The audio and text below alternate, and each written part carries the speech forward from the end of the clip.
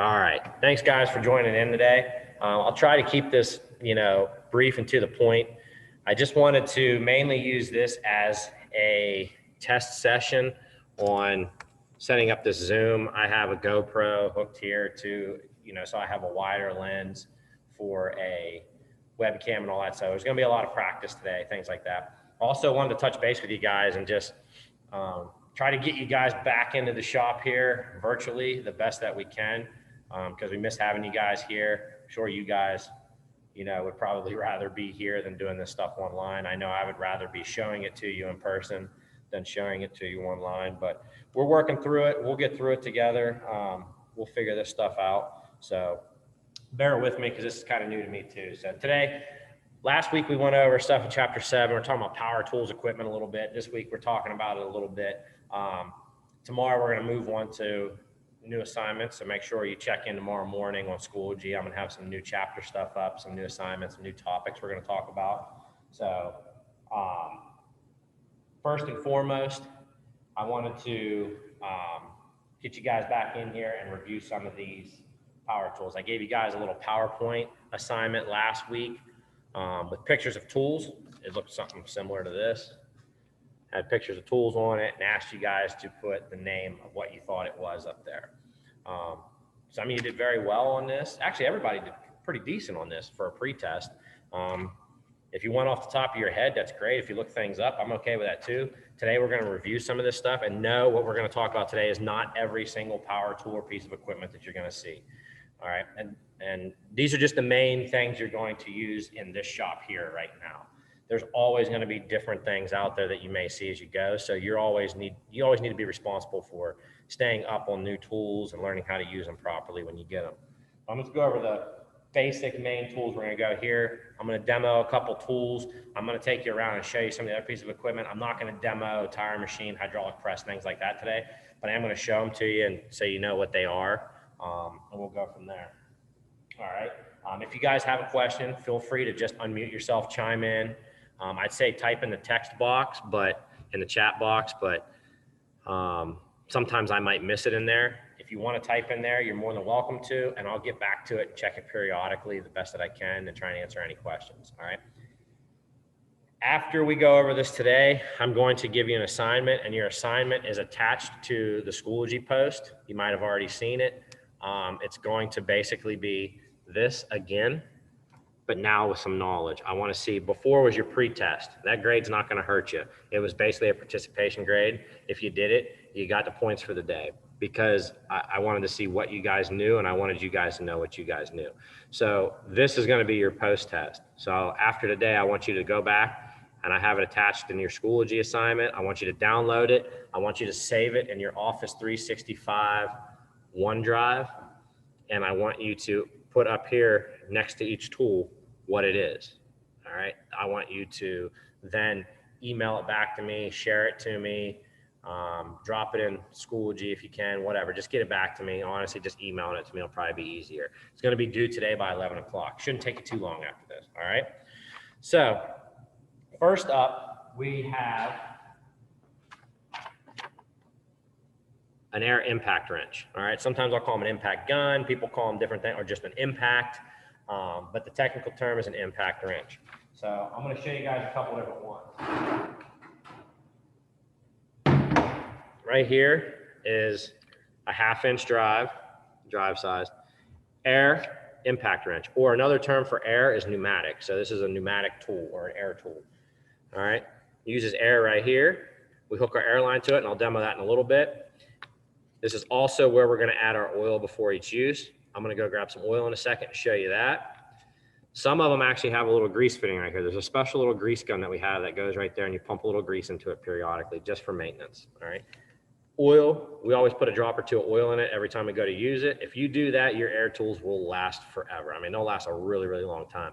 I'm still using a 1/2-inch drive air impact wrench that I bought in the shop probably 8 years ago, and it's still working just fine. The one I had before that was very similar to this one, and I had it for years, all through high school, all through when I was at Wyotech, and then when I was working in the shop, and it lasted for years. So speaking of that, same tool, two different designs, right? They may look different. Some of the differences are this one is a composite. It's way lighter than this one. This one also costs about twice as much as this one.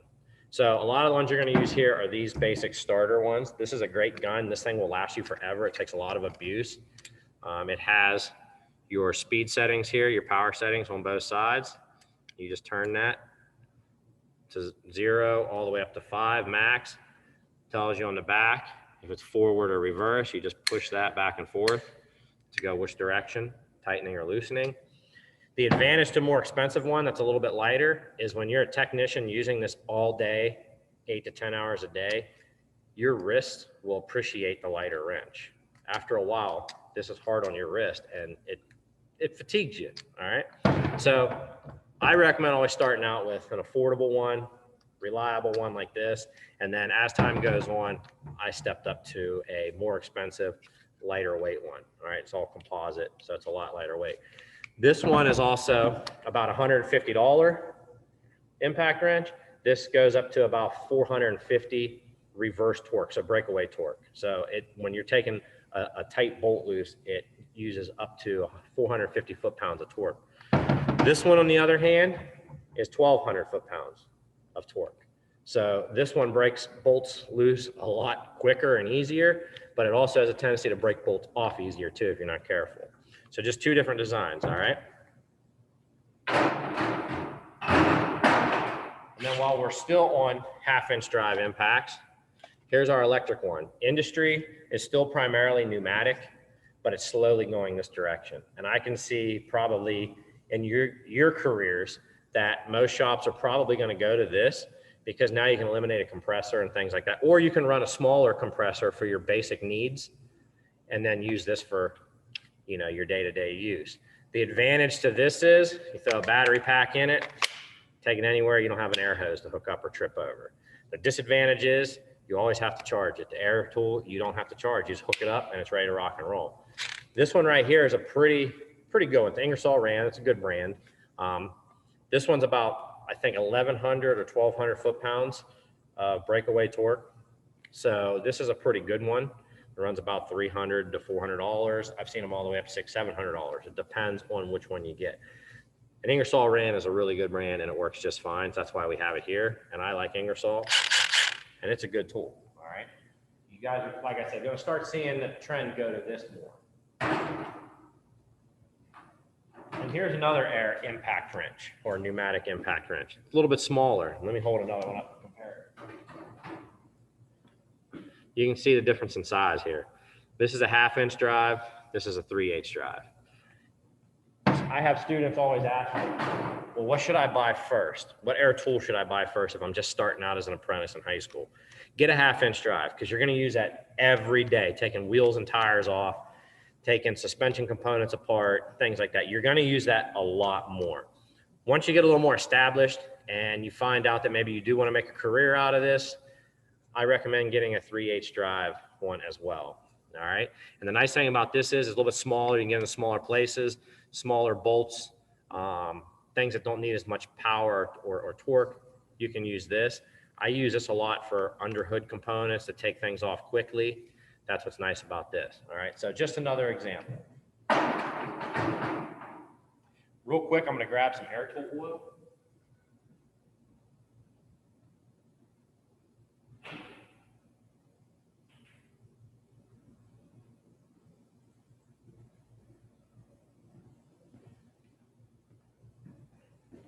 All right, so here's some basic air tool oil. Comes in different brands, different things like that. This is just one we have here. It works good. So you always want to make sure before you use a tool that you put a drop of oil in. Let me go ahead and grab an air oil.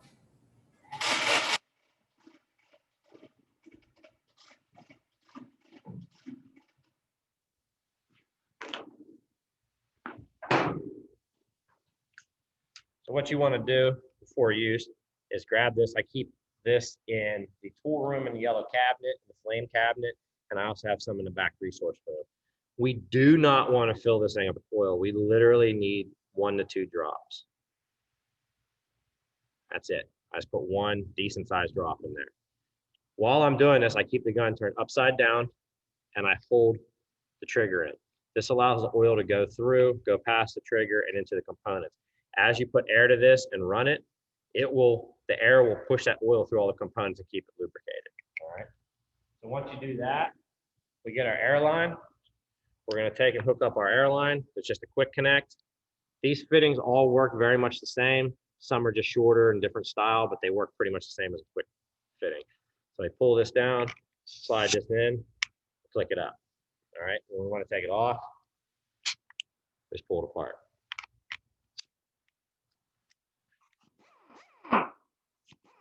Sorry if that's loud, guys. On the back here, this one you have a power setting here, where the other one was on the side. So same brand, just different style. Okay, so I'm going to show you how to use this real quick.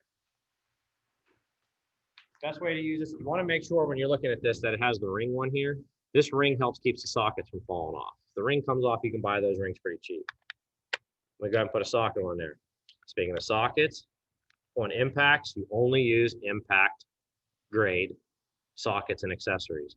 You can tell it's impact grade because they're always usually a flat black and they're a lot thicker. All right, they're a lot heavier duty than a chrome socket.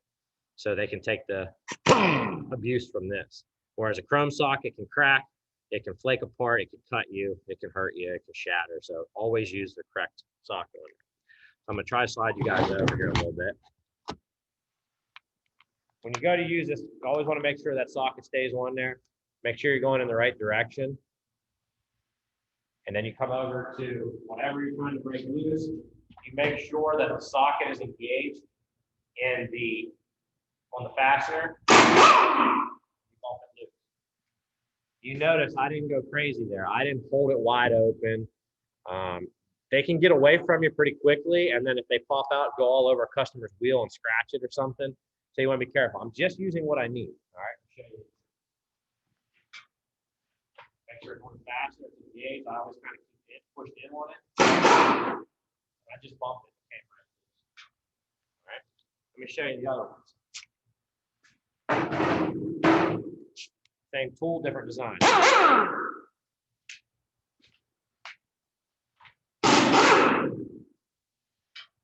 Works the same way. Now let's look at the electric. Nice, because I don't have an air line in this with. Pull it up here, make sure it's engaged. Keep my hand pushed in on it.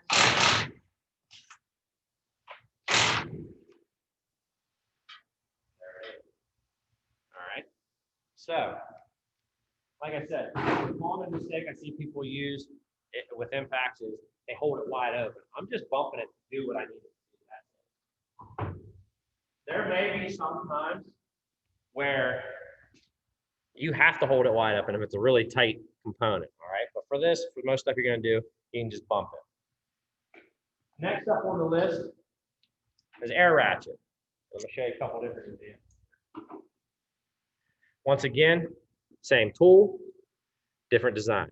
All right, same tool, different size and design. Both made by Ingersoll Rand. All the tool companies make them. This one, as you can see, is 3/8 drive. It's got your trigger here. It's got your air fitting there. And just like a ratchet, it has your forward and reverse back here.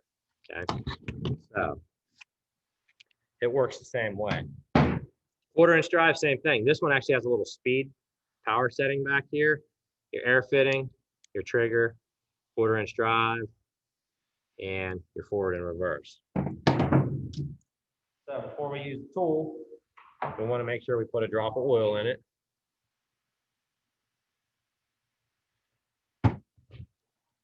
When I was in the shop, I didn't put a drop of oil in it every single time I used the tool. What I got in the habit of is I got to work a little bit early, and I would get my air tools out, and while I was waiting for my first job, I'd put a drop of oil on all my air tools and run them.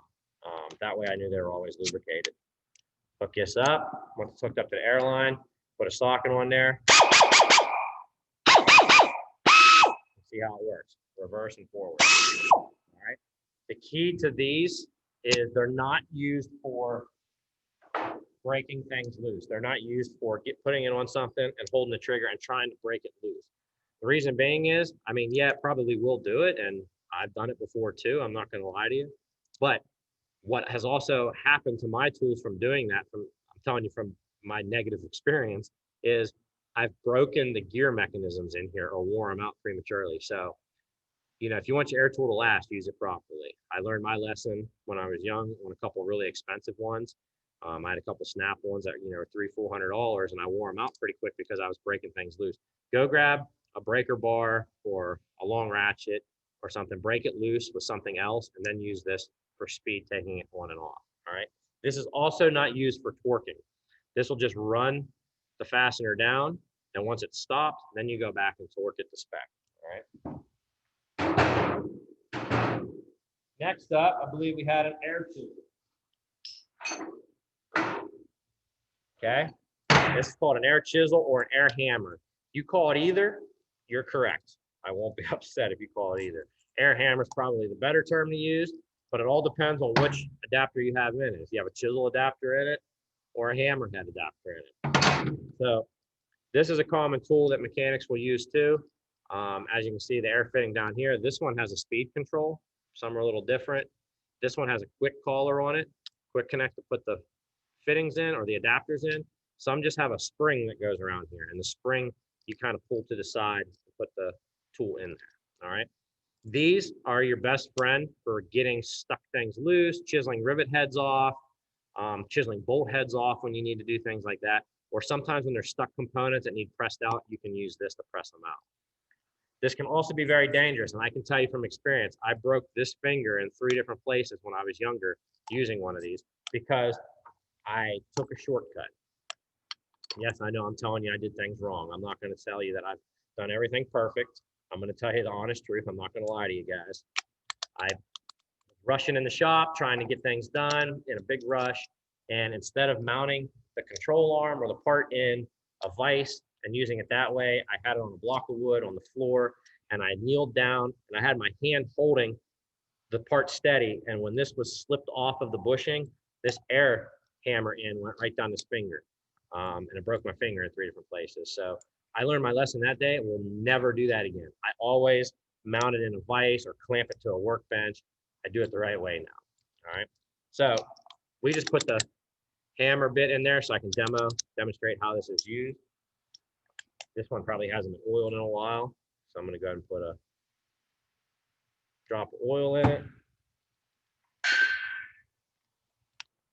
I'm going to go ahead and get it hooked up. All right. Never have your hand on the trigger when you're hooking the airline up. All right.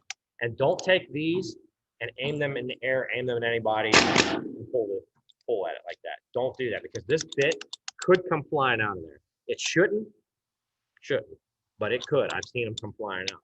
So you always wait to use this tool until you have it firmly pressed against something. So let's see if I can aim this down here a little bit and show you what I'm talking about.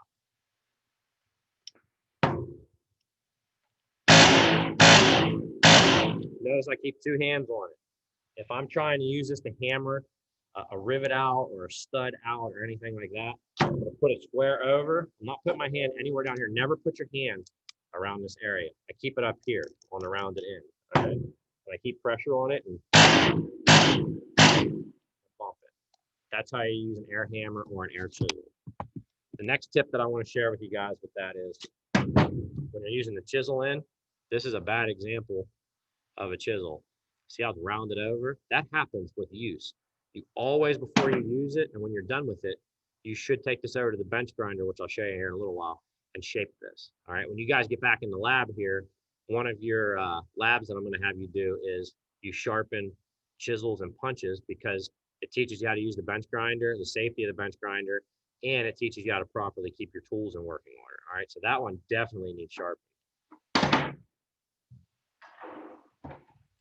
So next.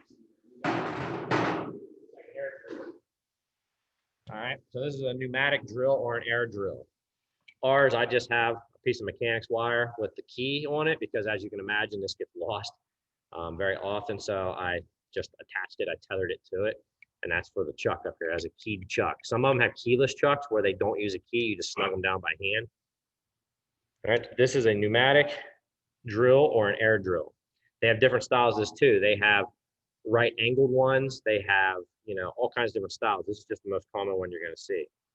And to get the drill bit in it, I'll show you how this works. you pick your drill bit and you open this chuck up to where it needs to be to get whatever bit you're using. And once again, when you guys get back in the lab, one of your labs that you do is using the drill press, using the drills, drilling various holes, tapping and threading holes, so that way you know how to fix, you know, broken bolts and rusty bolts, things like that. But for now, I'm just going to show you, put that in there. Make sure it's centered. I snug it by hand. Then we take our key, put our key in the groove, and snug it. You don't have to kill it. I've seen people get in there and everything. You don't need to do that. You just need to snug it. All right. Once again, put a little drop of oil in there. Remember, I'm not going crazy with the oil. Just one drop, 1 or 2 drops. We hook it up. And then this button, this trigger moves around. So if you have it sideways, it forces it to only go a certain speed. It limits it. If you line it up where it can go further, it goes a lot quicker. All right, it goes a lot quicker. It has forward and reverse right here. Some may have it on the back. This snap one just has it right here. All right. Same thing with anything else. You want to make sure when you're using this that you're using a good sharp bit, which we'll get into in another lesson. You're firmly over top of what you want to drill. Let me put something up here for you.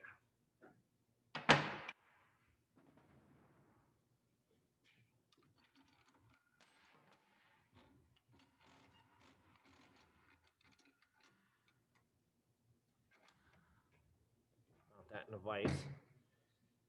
You want to make sure that you're firmly over what you're going to drill.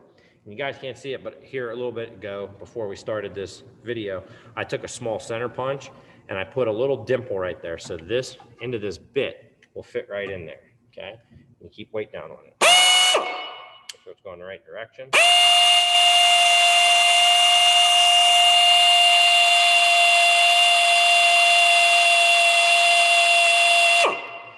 And then you always, as you drill, you'll put a little bit of oil on it, a little bit of cutting oil to help keep the bit cool.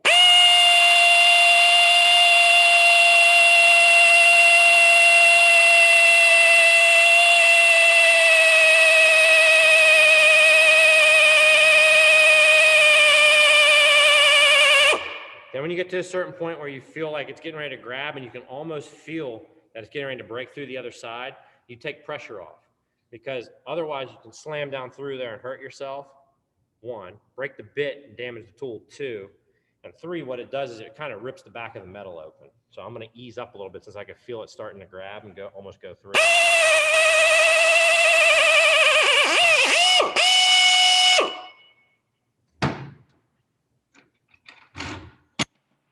That's all there is to it. All right. So an air drill is something we will definitely use in an automotive shop a lot. They work great. They're very common to see in a shop. And they can be your best friend when you need to drill out nuts and bolts and things like that that are stripped out. All right. Next on our list looks like a blowgun. So here's an example of one I have out, just our basic one. These you do not need to put air tool oil in. If you do, it'll just blow the oil out the end all over whatever you're, using it for. So you do not want to put air tool oil in these. I want to be clear on that. I've had students in the past where I left that part out and it was my fault, and they put air tool oil in it and they sprayed oil everywhere. So you do not want to put oil in this, all right? This is just a basic type of blowgun. There are different types. If you looked on your paper before, you would see on here that there is ones with longer reaches on them. We have different styles here. This is just the most common one you're going to use. This is a rubber tip blowgun. Same thing, you install it. Don't point this at anybody. Do not put this on your skin. I know people think it's funny. You see it on like YouTube and stuff where guys in the shop come up behind other guys and do that to them, and it blows the back of their shirt up or blows their hat off their head. You don't want to do that because air can be very dangerous. For instance, if there's rust or something that's in any of these steel airlines that comes flying out of here at over 100 PSI, and you're pointing it at somebody or yourself, and that piece of rust or metal comes out, it's gonna hurt. It's gonna hurt. Number 1, Number two, if you put this against somebody's skin, I've seen people put it against their skin and make funny noises with it, being childish, whatever. If something comes out and that air somehow penetrates your skin and gets into your bloodstream, if it puts an air bubble in your bloodstream and that air bubble goes right to your heart immediately, it can stop your heart. So no, that doesn't happen every day, but I want you guys to know that it's not funny, it's not a game to use to, chase your buddy around the shop with, all right? So what we use this for, the rubber tip style ones, a lot of times when you're doing transmission work, you need to check things when you put things together. They call it air checking components to see if things move in a piston. So you put this against it and you can put a little air to it and see if it moves. What we're gonna use it for mostly in here is dusting things off. So if we have a dusty little workbench, we can dust some things off. We can dust some things outside. We never use this to dust off brake dust or clutch dust, because brake dust and clutch dust could cause it or could contain asbestos. They say it doesn't anymore. I don't know. I'm not a scientist. I don't know if it does or doesn't. So we just do not blow brake dust or clutch dust into the air because we don't want to breathe that stuff in. Even if it doesn't contain asbestos, you still don't want to be breathing all that black dust in. It's not good. All right.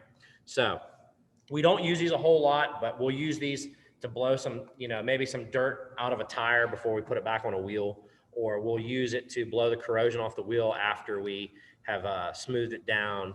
We'll use it to dry things off after we've rinsed them. If we clean them with parts wash or anything, we take this, dry it off really quick. What's up next here? Impact socket, we already talked about. Impact socket's going to be identified by being, black in color. It's usually a flat black, and it's a lot thicker and heavier duty for impact and air tools. All right. I'm going to skip over one real quick and go right to what I have over here on the card. We talked about a drill a minute ago. Here is a cordless electric drill. These are nice too. You see these a lot in construction sites. In a shop, you don't as much because we have air, but I also have one of these here because it's nice to be able to take out inside of a car. If you need to drill something outside of a car, you don't drag the greasy air hose through the car. Sometimes you use it. This is a nice DeWalt one with a keyless chuck. All right, and it has a hammer drill option too. So that's a cordless electric drill.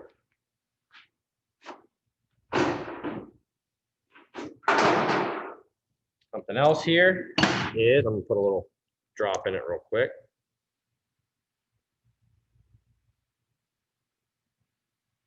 One little drop.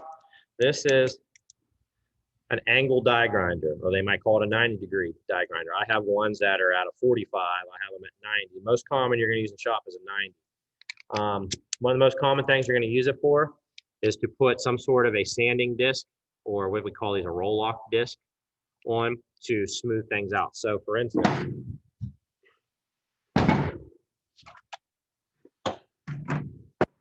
if I was going to be doing a brake job, before I put this back together, I would clean the corrosion off of here.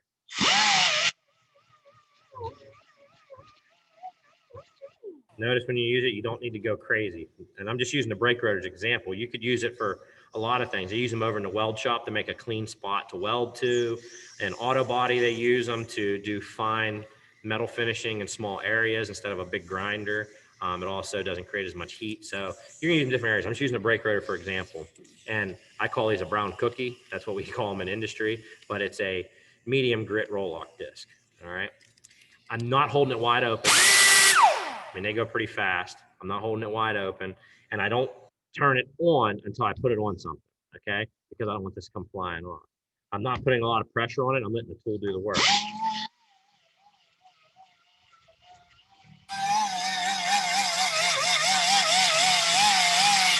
It's nice for cleaning corrosion off of things. That's what we use it for a lot, all right? So that's a 90-degree or an angle die grinder, whichever you want to call it. You call it an angle die grinder, that's perfectly fine. If you get specific, it's a 90-degree angle die grinder, that's even better. Then, some of these weren't on your list. These are just some bonus things that I didn't have on your list. This one right here is what we call a cutoff wheel. We use this to cut things off. It's exactly what it's used for, is what it's called. So if we need to cut a bolt off, we need to trim something, we use this with the appropriate disc. There's different discs in there. You always want to make sure your disc is rated for the speed of your tool. All right. right, this one right here is good for 25,000 RPMs. So you always, and which is good for this tool. You always want to make sure though that you read the manual and make sure you're using the right one. Also, you always want to check if these become cracked in any way, chipped or cracked, you want to just get a new one, because what can happen with that chip or crack? Like if I was to drop this and break a little edge off of it, throw it away. Because as you're cutting with it, that now could shatter and come apart, and these pieces can come out. And I've seen, you can do your own research. I'm not going to show you any gory pictures or anything, but I've seen on the internet and safety classes that I've done in industry when I was in the shop, things like that, pictures of cutoff discs coming apart and sticking in people's cheeks and arms and things like that. Because you figure if that's spinning at 20,000 RPMs and it's really abrasive and sharp, it can cause a lot of damage. So always check your wheel, make sure it's in good shape. All right. When in doubt, just put a new one on. It's worth putting a new $1.50 disc on there to be safe. All right. You never want to use one of these without a shield either. A lot of guys in the industry will take these shields off because you can get them in places a little easier. You don't want to take this off, because this is your lifeline that if this comes apart, hopefully this is going to keep most of it inside here and contained and away from you. This shield should always be pointed towards you. All right. So I'm going to show you guys a little bit of oil in there. I'm going to show you guys how to use it. A lot of these tools have a safety little lever. So that way, if you set on a workbench, you can't push that down. You actually have to move that in to use it. All right. So I'm just going to hook this up, put this little stud I have here in the bench place. Never cut anything while you're holding it. Always mount it in a vise, clamp it to a workbench, some sort of a fixture. All right. See if I can get you guys GoPro pointed down here where you guys can see. Another thing you want to do is when you're cutting and you're throwing a lot of sparks, you want to throw a face shield on. All right. So I'm going to throw this face shield on real quick.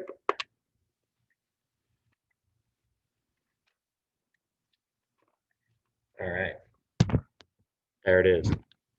So the face shield on, keep the sparks off. I obviously have safety glasses on too, but sparks can still hit your face and come behind your safety glasses. It's always good to put a face shield on as well. Let me get resituated here. My hat around it was blocking it. There we go. Now I got my face shield on a little bit.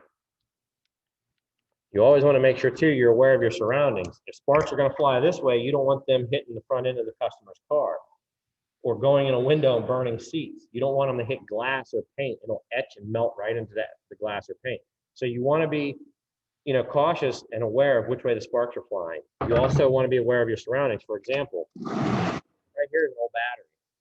We need to move this. We do not want to have sparks fly around this old battery, because this could turn into a hydrogen bomb. All right. So we're going to go ahead and move this to a different location. You want to make sure there's no flammable liquids and things around, no aerosol cans, stuff like that. So just be aware of your surroundings. All right. Let's see which way the sparks are going to fly. The sparks are going to fly this way. So I'm actually going to point this down so they go to the ground, because I don't want them to come up and hit my car. All right. I put both hands on it at all times, but keep your hands away from here.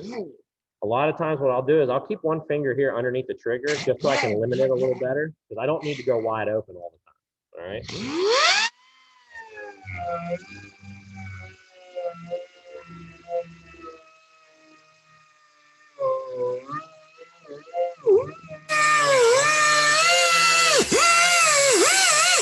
You have to be careful. You see what happened there. If you twist this a little bit or put too much pressure, sometimes it'll grip and want to rip it out of your hand. So you have to be careful.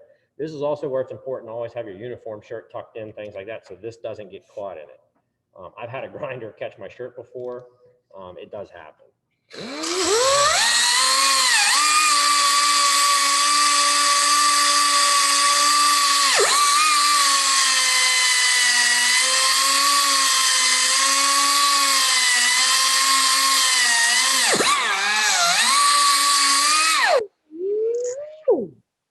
And there we go. Always remember, after you cut something off, it's extremely hot. So don't go over and grab it real quick. All right. It's very, very, very hot. So if we need to pick that up, what we would do is I would grab a pair of pliers, pick it up a pair of pliers, I'd quench it in a cup of water over at the sink or something like that. It's going to be very hot. All right. That's how you use a cutoff wheel. Next couple things I have over here is an air chuck. All right, this is just a simple air chuck. Style I use at home in my shop is the one that has the air chuck and gauge all in one with a little trigger. Those are nice because it's an all-in-one tool. With this tool, you need a second tool. You need to put air in a tire, and then you need a tire pressure gauge to check it. But all you do to use this, hook it up the same way. This is another tool that does not need oil put in it, because if you do, it's just going to push oil right into the tire. We don't need to do that. All right, just hook it up. Come over to the tire. Push it over top of the valve stem and add it. All right. We'll go more into that when we get into tires. I just want to show you guys what it is, how to use it real quick. This is a double-sided one, which is good for trucks with dual wheels. When you're done, take it off. Here's a little safety tip though. Hold on to the tools when you take them off, because watch. All right, they can fly. So make sure you have your hand on the tools when you're doing it. All right, when you're taking them apart. Last couple things I have here on the cart, and then we'll go around and look at some equipment, and then we're done.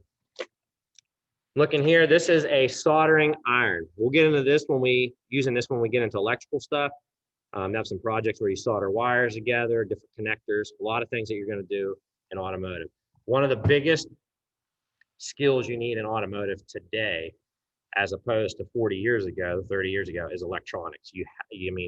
You need understanding of electrical and how to repair electrical circuits properly, and manufacturers have specific ways that they require you to repair certain wires. On an airbag system, they do not want you to use an electric soldering iron or soldering gun.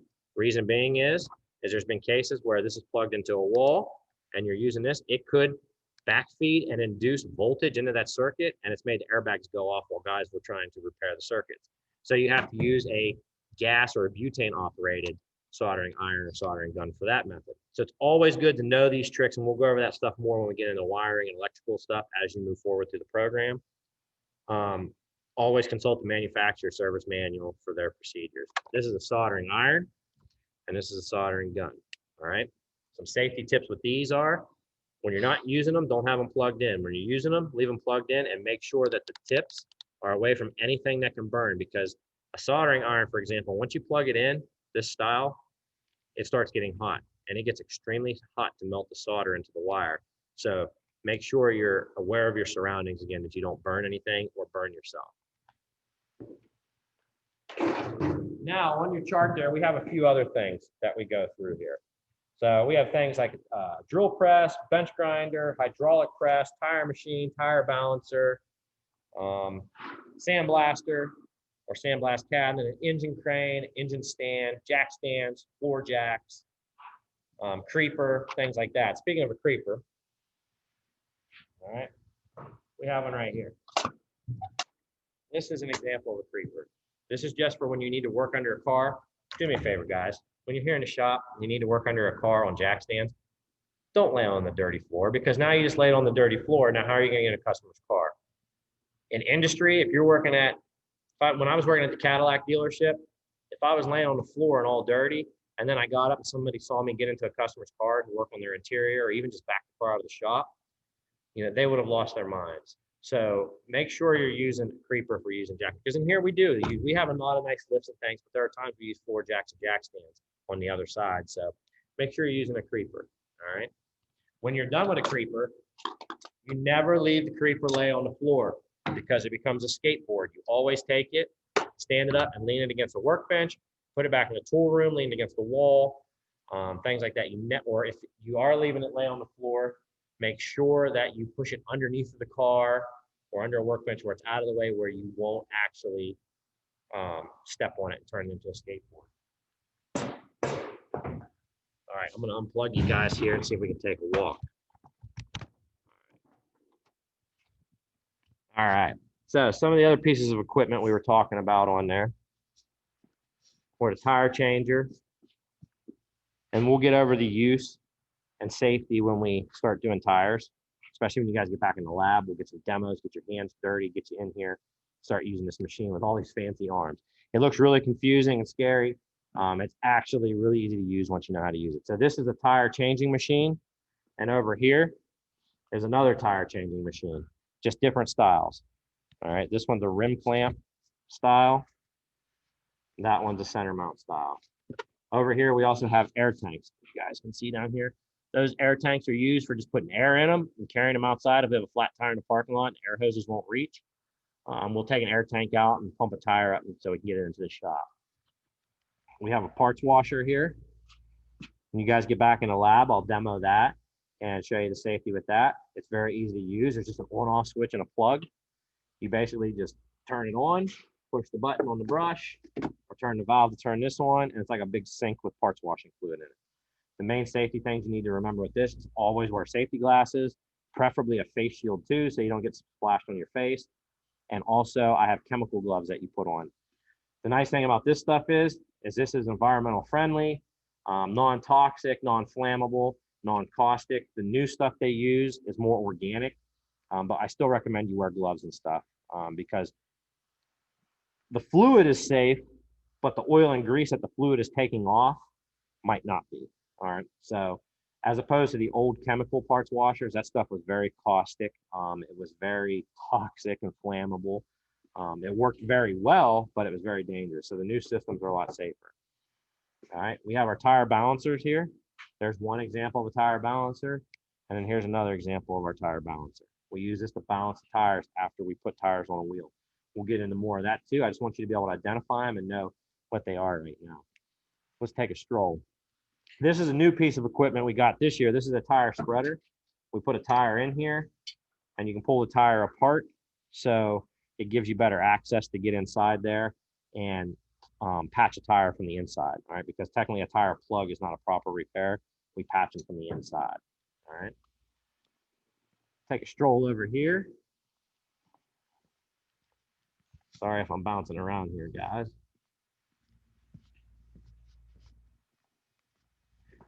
We have our drill press.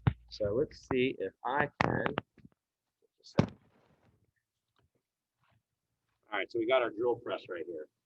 All right, just 110 plug into the wall. It's got a table. Once again, you'll have a lab that you'll do when you come back, get your hands on this and start drilling some things. You'll learn how to drill holes, thread holes, add helicoil inserts, things like that. So you can learn how to cut threads into something and put a fastener in it. We have cutting oil here that sits here. We have drill bits and everything in this container here. First thing you want to do when you're looking at this though, you want to make sure everything looks safe, everything's in order. We keep the chuck key in the drawer. Never leave it here because it could fly off. You want to make sure there's clamps and stuff. Whatever you're mounting to the table is either clamped down in this vise or with C-clamps.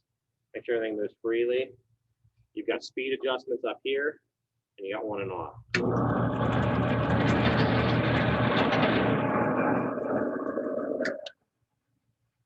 Pretty simple to use, and we'll get more into the use once you guys get back there and have a safety test for you guys to do. Because it's very simple to use, very safe if used correctly, but it can be very dangerous if you put too much pressure on it, the wrong speeds, different things like that. All right. Now let's turn you around here, and I want to show you the hydraulic press. The technical term for this that I'm looking for is a hydraulic press because it uses a hydraulic ram to create pressure. We'll use this a lot when we do wheel bearings. If we need to take a wheel bearing in and out of something, we'll press it apart. Sometimes when we take bushings in and out of things, a press is a lifesaver. I have one of these. I haven't put it together yet, but I have it in my shop at home. They can be very expensive or they can be pretty reasonable. I have a 20-ton Harbor Freight one at home. The reason I have that at home is I may use it less than 10 times a year. So a Harbor Freight one's sufficient. This is a Sunex. This is more, that was like a, the Harbor Freight one was more like a $150, $200 one. This Sunex is more like a $600, $700 one. And then we have big ones with gauges on it and that are actually buttons you can push that is electric and help. Those I've seen all the way up into thousands upon thousands of dollars. This is what, this is everything you need for a basic automotive shop right here. So we press things apart. So it's basically got a 20-ton jack here. And once you get set up here, what you're trying to press apart, you press this down. And as that presses down, it'll press the components apart or together. Up top here, we have various adapters.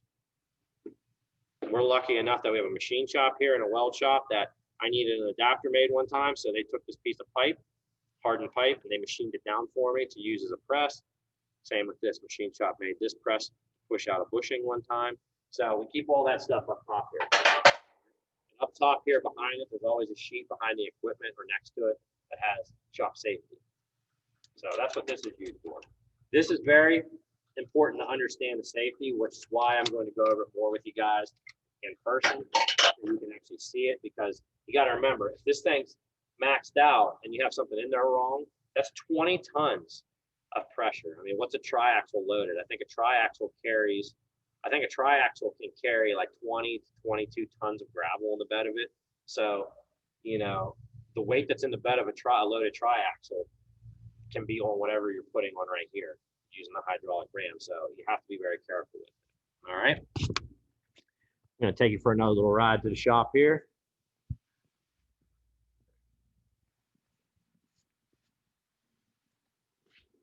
And right here, we have an example of an engine stand. So our engine stand is just what it is, just what it sounds like.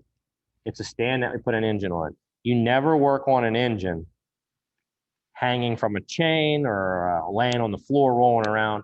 You always take it, when you take it out of a car, you always put it on some sort of an engine stand. And there's different ones we have here. This is just a basic 1,000-pound engine stand for most 4 or 6 cylinders. This is fine, even some V8s.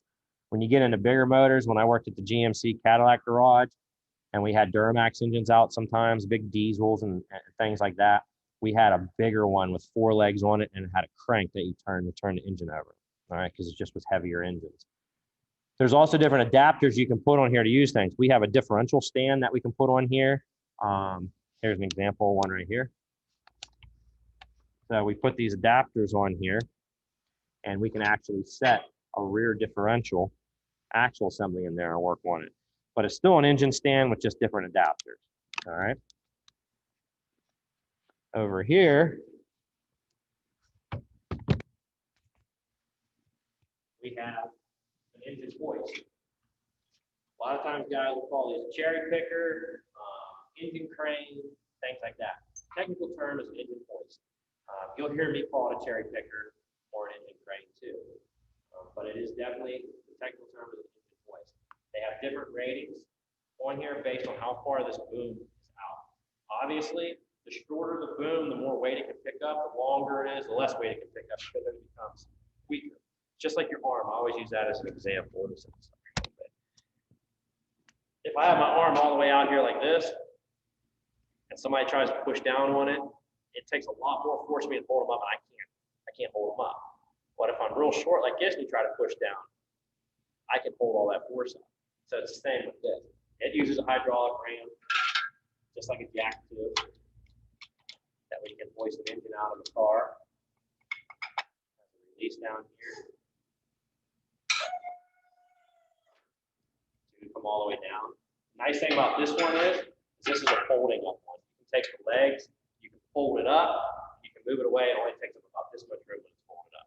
That's what's nice. I recommend these because they take up less space. This one can go up to 2 tons, so anything we're going to do in here, this thing can do. All right. Do not ride these things. I've seen people try to do that, ride them across the shop. Don't do that here. If you hit a crack in the floor, and as you guys know in our shop, there's grates in the floor and drains, and cracks. If you hit something and fall, it's going to hurt. So no horseplay around on it. All right. That's an engine. That is an engine hoist. Get you guys back over here. It's quiet in the shop without you guys here. And I'm going to show you one more last thing real quick. This right here, these are different versions. We have the older style in the back corner back there. These are adjustable. This is an under hoist stand. I know we talked about that during our jacks and lift lessons, But here's an example of 2 new ones we have that are adjustable. All right. Alignment machines, battery chargers, brake lace. I mean, there's tons upon tons of equipment that we could really talk about and spend days on it. But what I do is I like to try and go over the biggest, most main pieces that we use here. And then as we go through the program, when we go in the brakes, I'll go over both brake lace.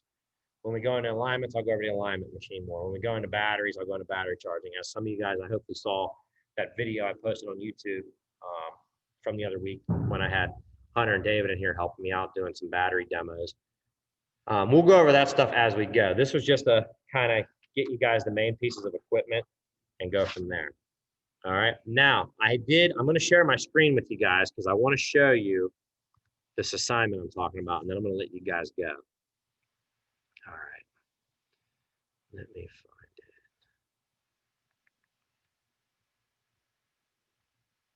Share screen.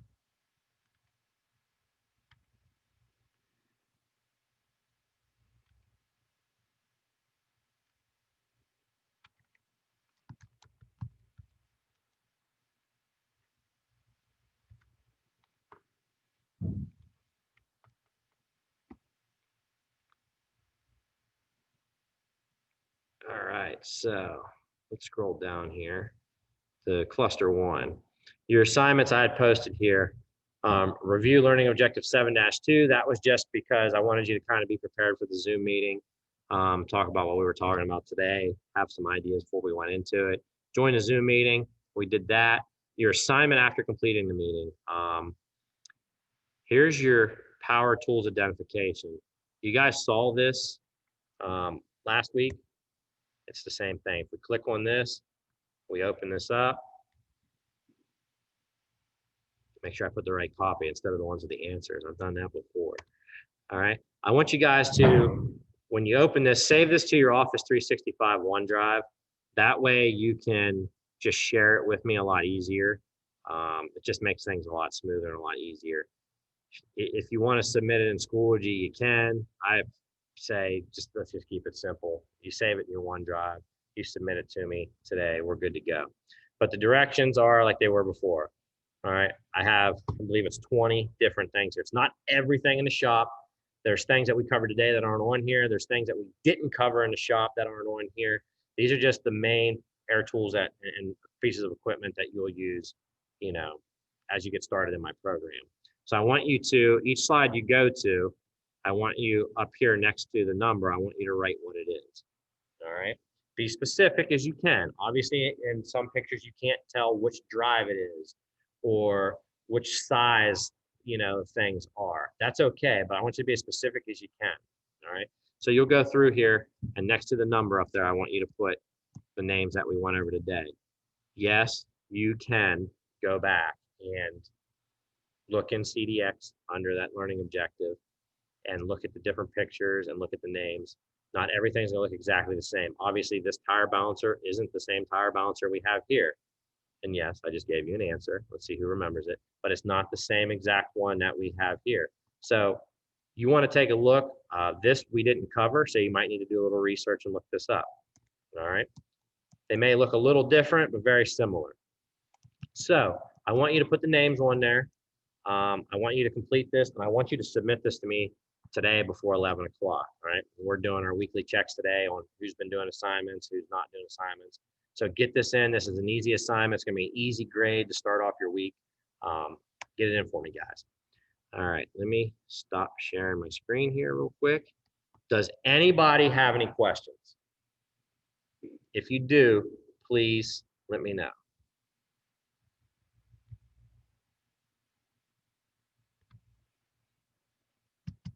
So if you have any questions, just let me know right now. Chime in, send me a chat in the chat box. And here's the deal, guys. If you end up having a question afterwards, you're like, oh man, I should have asked Whitman that. Feel free to shoot me an email, all right? I'll try my best to answer that. Also, don't forget, guys, Mr. Highlands is here. He's been in the meeting here today too, kind of keeping track of who's checking in, things like that with me. Mr. Highlands is here for help too. So you can reach out to him. If you want to email, you have a question and you want to send an email to us about a question, you can also put him on the email too. In case maybe if I'm in a meeting or something, he might be able to get back to you, and vice versa. You know, he's here to help too. So feel free to reach out to either one of us. We'll help you out the best we can, and we'll get through this. All right. I'm looking forward to getting you guys back in the shop. Keep checking in on Schoology. That's the way the school wants me to keep track of our attendance. It timestamps it. Just comment on the post. When that post comes up and it says today's assignment, blah, blah, blah, and has the date on it, just comment and put, okay, I got it, checking in, whatever. All right. If you put Wortman is awesome and he's the coolest teacher I've ever had, you won't get brownie points, you won't get extra credit, but you can still put that if you want. Make me feel better about myself. All right. Make sure you're checking in every day. Make sure you're doing that. If you have any questions, reach out to us, please. All right. Other than that, doesn't look like anything's in the chat box. I want you guys to get started on this assignment, get into me the day before 11, and then enjoy the rest of your day. Check in tomorrow. All right, guys. Talk to you later.